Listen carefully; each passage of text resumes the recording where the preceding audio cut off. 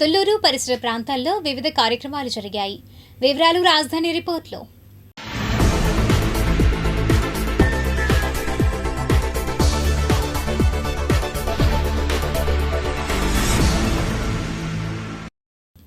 జిల్లా కలెక్టర్ ఆదేశాల మేరకు తాడికొండ నియోజకవర్గం స్పెషల్ ఆఫీసర్ నాగసాయి కుమార్ మంగళవారం తొల్లూరు ప్రాథమిక ఆరోగ్య కేంద్రంలో పరిశీలించి సిబ్బందికి చేయవలసిన పనులపై అవగాహన కల్పిస్తూ సూచనలు చేశారు.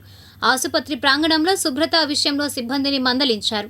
అనంతరం నియోజకవర్గ special officer Nagasai Kumar city న్యూస్తో మాట్లాడారు. ఇంకా ఈ కార్యక్రమంలో తుళ్లూరు మండల పరిషత్ అధికారి కానూరు శిల్ప, తుళ్లూరు గ్రామ పంచాయతీ సెక్రటరీ ఆర్ రమణ, మండల డిప్యూటీ ఎంపీడీఓ విజయవర్ధిని తదితరులు పాల్గొన్నారు. అందరికీ నమస్కారం అండి. ఈరోజు గౌరవ కలెక్టర్ గారి ఆదేశాల ప్రకారము ఈ పిఎస్సిని విజిట్ చేయడం జరిగింది.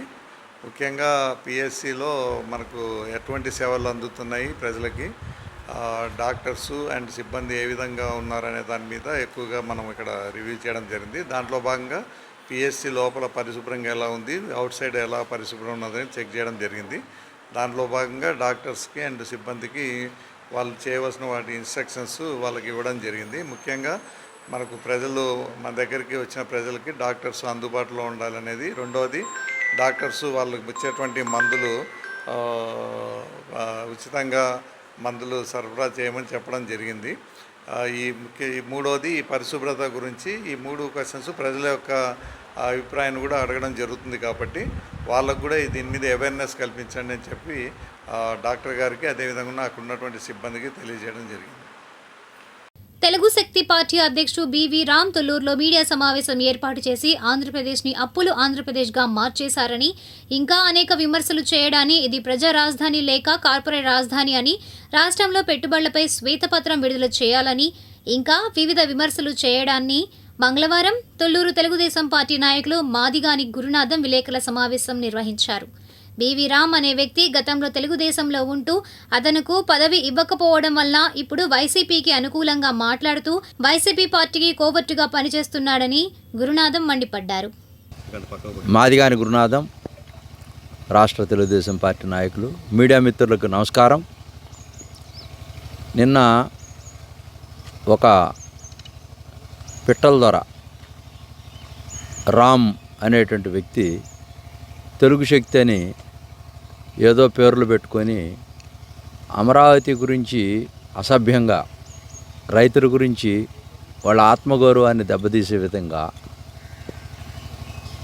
చంద్రబాబు నాయుడు గారు చేస్తున్నటువంటి, లోకేష్ గారు చేస్తున్నటువంటి అభివృద్ధి సంక్షేమ పథకాలని అసూయతో, ద్వేషంతో, కక్షా కార్పణ్యంతో అవి చూడలేక ఏదైతే మావిగన్ అనేటువంటి జగన్ చెప్పినటువంటి మాటలు మ్యాచ్ ఫిక్సింగ్ చేసుకొని తెలుగుదేశం పార్టీలో నేను అభిమానిని అంటూ, నేను తెలుగుదేశం పార్టీలో ఉన్నానను భ్రమింపజేస్తూ ఒక పెయిడ్ ఆర్టిస్ట్ లాగా జగన్ గారి దగ్గర ఏదో ఒక రాజకీయంగా లబ్ధి పొందటం కోసం తను ఈ పార్టీలో ఉన్నట్టుగా నటిస్తూ ఇక్కడ అమరావతి ప్రాంతంలో మావిగన్ అనేటువంటి అంశం మీద మొన్న ఏదైతే దండయాత్ర జరిగిందో రైతుల మీద, దానికి సపోర్టుగా ఈ రోజున మేము పత్రికల్లో మాట్లాడే అభివృద్ధి సంక్షేమ కార్యక్రమాల గురించి ఖండించడం కోసం, ఇక్కడ ఎవరు పెట్టుబడులు పెట్టకుండా ఉండటం కోసం, ఇది అడవిలాగా మారటం కోసం ఇండైరెక్ట్గా వచ్చి ప్రెస్ మీట్ పెట్టిన దాన్ని మేము ఖండిస్తూ,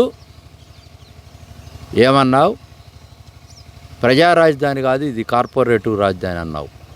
ఒక్కటే సింపుల్గా చెప్పదలుచుకున్నాను. నేను 3 రాజధానులు ఉద్యమం చేసినప్పుడు 52,000 మంది పట్టాలు ఇవ్వమన్నప్పుడు జగన్మోహన్ రెడ్డి గారు చేసినటువంటి తప్పిదం చారిత్రాత్మక తప్పిదం. ఎక్కడెక్కడో వాళ్ళందరినీ తీసుకొచ్చి 5 జోన్లో ఏదైతే సిఆర్డిఏ నామ్స్లో 5% ఇవ్వాలనేటువంటి ఉద్దేశం ఉండి ప్రజా రాజధాని చేయాలనుకున్నారో, కానీ ఇక్కడ లోకల్ వాళ్ళని అకామిడేట్ చేయకుండా ఎక్కడెక్కడ వాళ్ళని తీసుకురావడం వల్ల ఇబ్బంది జరిగింది. ఇప్పుడు నారా లోకేష్ గారు దాన్ని సరిచేస్తూ మంగళగిరిలో గతంలో 3,000 ఇప్పుడు 3,000 మందికి పట్టాలు ఇస్తూ, మచిలీపట్నంలో ఇస్తూ, విజయవాడలో ఇస్తూ, ఎక్కడ అన్ని ప్రాంతాల వాళ్ళకి 52,000 మంది ఎవరికైతే పట్టాలు ఆ రోజున ఇచ్చారో ఆ పట్టాలు ఇచ్చిన వాళ్ళు కూడా నిజమైనటువంటి అర్హులు కాదు. ఈ రోజున ప్రభుత్వం నిజమైనటువంటి అర్హులకి లబ్ధి పొందడం కోసం సర్వేలు చేసి వాళ్ళకి పట్టాలు ఇచ్చేటువంటి కార్యక్రమం తీసుకుంది. ఆ 52,000 మంది పట్టాలకి న్యాయం చేయలేదని నిన్న రామ్ గారు అడుగుతూ ఉన్నారు, నేను చచ్చిపోవాలా అని. నేను అతనికి తెలియదేమో విషయం, తెలుగుదేశం పార్టీ స్పష్టంగా ఉంది, అర్హులైనటువంటి అందరికి కూడా ఇళ్ళు పట్టాలు ఇచ్చి ఇళ్ళు కట్టించేటువంటి కార్యక్రమంలో ఇవాళ లోకేష్ గారు నిమగ్నమై ఉన్నారు. రెండో అంశం ఏంటంటే విదేశాలు టూర్ల కోసంగా తిరుగుతూ ఉంది.